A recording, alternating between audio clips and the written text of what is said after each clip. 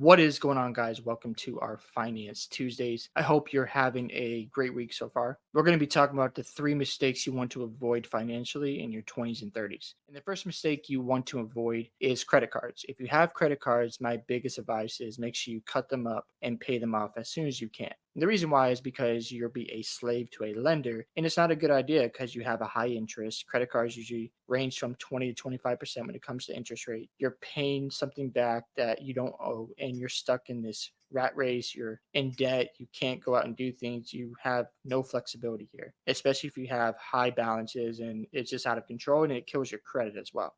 Now, when you're transitioning from credit card usage to having your income, you're not spending more than you should.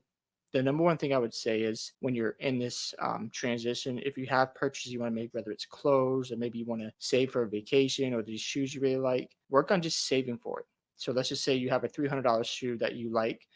Obviously, you're not going to use a credit card. So save from each paycheck. Take $20 at a time. That gets you to 40 a month. By the time you get to 300, you're going to have the money available and you're going to feel better about yourself because you waited patiently and you saved for it and you learned through that process, hey, I can still buy nice things, but I don't need to be impulsive with it.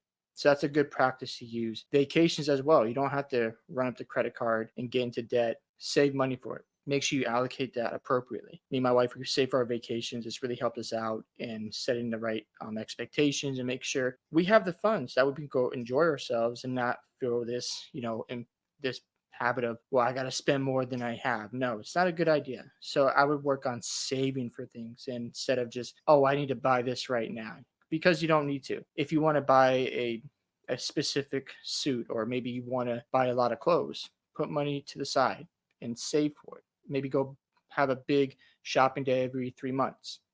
Save for that. Put like I said, put aside like $30 every paycheck. By the time you get to 3 months, you're at $180.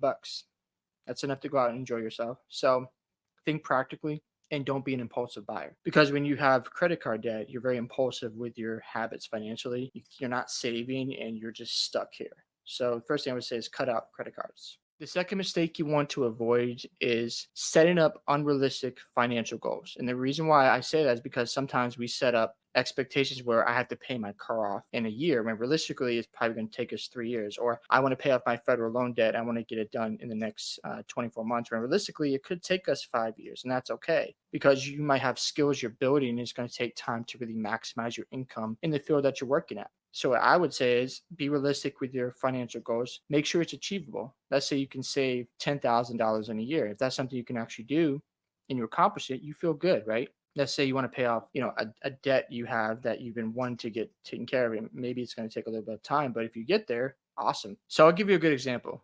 I was planning to pay off my Sally Mae by January of this past year in my wife's car. But I decided to wait another year because there's some other things I want to take care of. So we have even more capital to pay them both off for next year. Now, I could be disappointed or I could look at it and go, okay, this is going to take longer than I expected. And yes, that was my goal, but it's just not going to work out right now. So again, you want to be realistic with your expectations. You want to look at it and go, okay, this is where I'm at. This is where I'm striving for. And even if you don't end up in that position, as long as you're moving forward financially, and you're getting more stable, you're saving your money, you're building good skills, and you're finding ways to make income, those are W's. So instead of trying to achieve this unrealistic view, I'm not saying you shouldn't have expectations, but be realistic. If you're in a position where you got debt and it's going to take you, 5 years to get out of, be okay with that, but just go through the process. Because again, some people set these wild expectations like I'm going to be a millionaire in a year. It happens for some people. Some others, it doesn't happen right away, but they end up being millionaires down the road.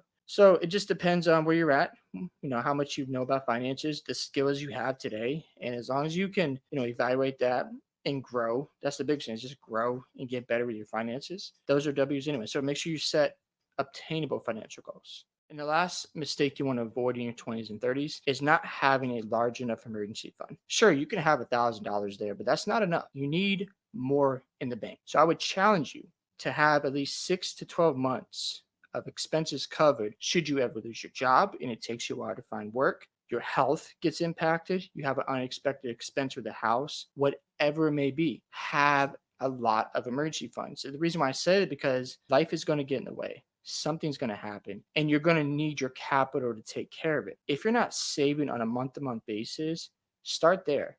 be serious about it because, none of us are invincible. I would recommend making sure that you are being intentional on a month to month basis because you just never know what's going to happen to you or what could happen in the future. That's why it's important to think long term. So don't be satisfied with $1,000, $2,000, $5,000, or $10,000. Like think higher than that.